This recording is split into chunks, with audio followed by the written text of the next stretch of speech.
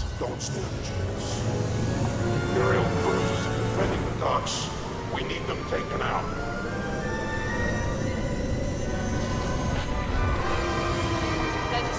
All right, Rob, so we're here, phase 1 of Starfighter Assault. What is the objective? Well, you can see the rebels need to take down the Imperial defenses. That's the turrets and the Imperial light cruisers need to be destroyed. And then the Empire, all they have to do is just make sure that they take out the rebel scum. That's right, just defend. Just like that right there, Wow. boom, an A-Wing getting blown out of the sky by Narwhal Dave.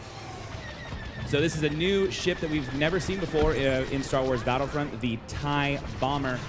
What is this class and what does it do? Yeah, it's our new bomber class. It's heavily armored and armed to the teeth.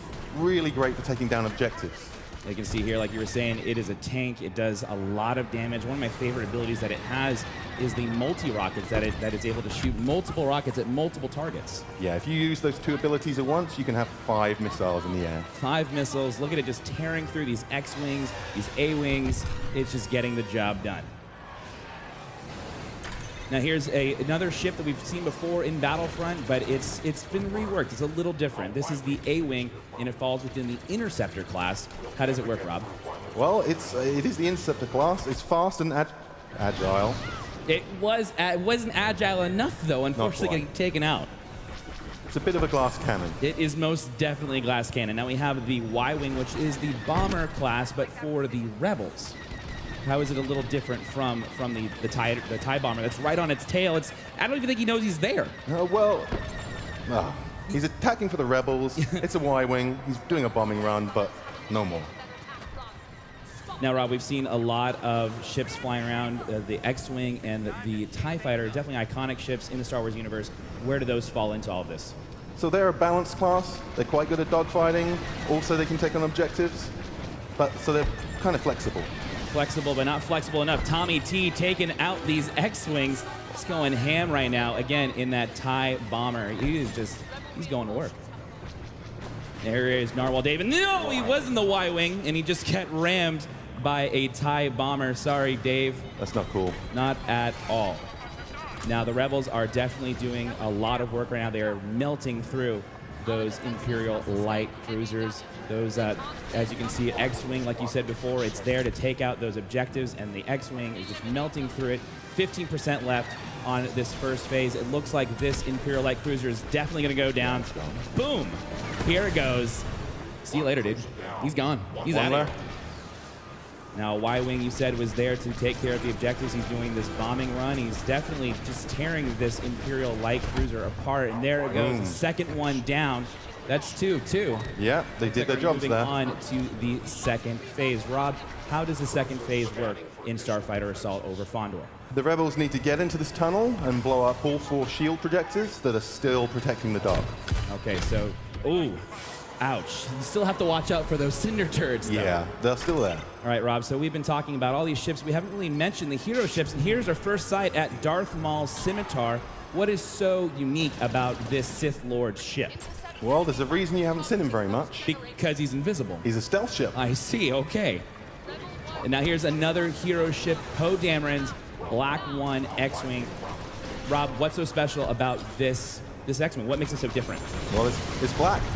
I got that part. What's different about it?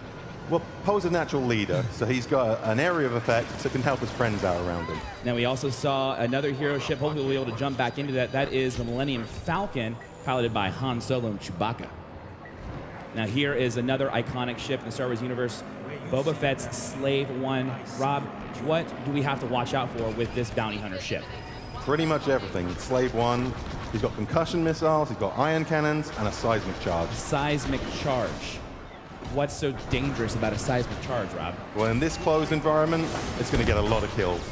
So it does a big old area effect burst. Hopefully, that's it. That's the big noise. Old boom. That was it. So he's definitely doing his job. He's using that mine to his objective, just trying to blow everybody apart that's trying to attack those shield generators.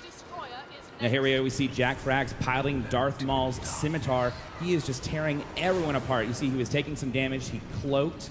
He's using his targeting computer, and he also has those torpedoes to his advantage. He's doing great work. He's doing really, really well right now, just tearing everything apart. He's just going through, destroying those rebel scum. But you have to watch out for Star Wars Battlefront updates. He's in the Y-Wing, taking him out, and he does! Takes out Darth Maul's scimitar and also goes after that Imperial bomber as well. Now, there's not much left on the shield projector, but we do see Han Solo's Millennium Falcon for the first time up close and personal. Rob, what do we have to look for with the Millennium Falcon? You can see right here, Hans Falcon's taking an awful lot of damage, and that's what he's great at. He's a brawler. Brawler indeed. He's a big tank. He's got what looks like the entire Imperial fleet chasing after him. He is just doing what a tank should be doing. Aggroing. He's aggroing those guys through the objective, trying to give his buddies a chance to take out the shield projectors. The seismic charge going off again. Got the Y-Wings doing the bombing runs, taking out the shield projectors so they can move on to the next phase.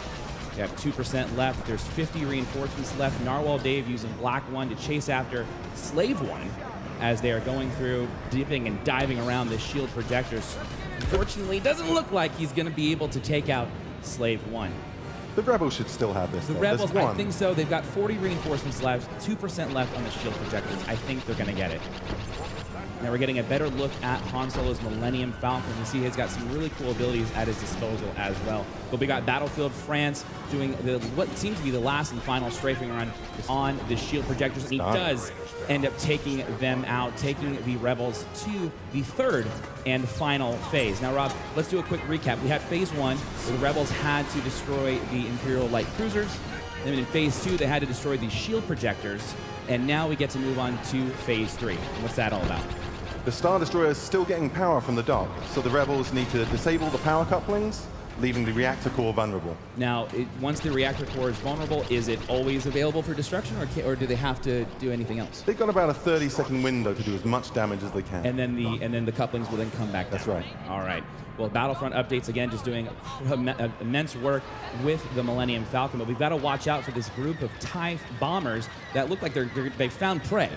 They smell blood in the water. They're going to be going after the Millennium Falcon. I don't want to give Battlefront updates. I want to tell him the odds, but he's got to watch out right here. He is a tank, but 2 bombers on him, I'm not so sure. I mean, that's about 10 rockets. I mean, I'm not the best at math. I think that's 10 rockets that he has to watch out for. These TIE bombers are staying on the rear of the Millennium Falcon. They keep on getting those locks. Multiple missiles going after him. I don't think he's going to be able to make it. He's evading pretty well so far. He's doing a great job, but unfortunately, no, the Millennium Falcon is taken out of the fight. But Narwhal Dave is right behind those enemy TIE bombers, trying to take them out. He is an ace pilot. Looks like he's doing a lot of work right now. As you see, he's using those dual proton torpedoes, taking out the first TIE bomber. He's getting a little bit of damage using that astromech to repair the X-Wing, and then the weapon overcharge, where he's able to fire all of those lasers at the same time. 4 at the same time. Yeah, and unfortunately, he was trying to go after Slave 1, but wasn't able to do it. The power couplings have been disabled. The Rebels are doing a lot of damage to the reactor, but it doesn't look like there's enough. They have been re-enabled, and it looks like the Rebels are going to have to go back and try to get those couplings off of the... They'll get another chance. They will get another chance. That Millennium Falcon is doing a lot of work. Now, this is something we haven't really seen yet, Rob, is those Corvettes that have been kind of floating around doing some damage to the Empire. Let's talk a little bit about those. Well, I think that was the problem. The Empire didn't see them in phase 1, and now they're in phase 3, and it could be a lot of trouble for them. So these Corvettes are AI-controlled ships, and they are able to help the Rebels push through the different phases. That's right. They'll creep through the levels, doing damage to starfighters and objectives. You know, we're back on board with Narwhal Dave, who's in the X-Wing, and he is an amazing pilot. He is handling that X-Wing so well. Rob, you guys have done a fantastic job just rebuilding the controls for these starships. Yep, we rebuilt them all from the ground up, and they're all unique, every ship. That is so awesome. Again, back on board the Millennium Falcon, taking out those cinder turrets. It looks like the power couplings have been disabled. Again, the reactor core is going down, and that's it. It's been melted away. The Star Destroyer is gone. Victory for the Rebels.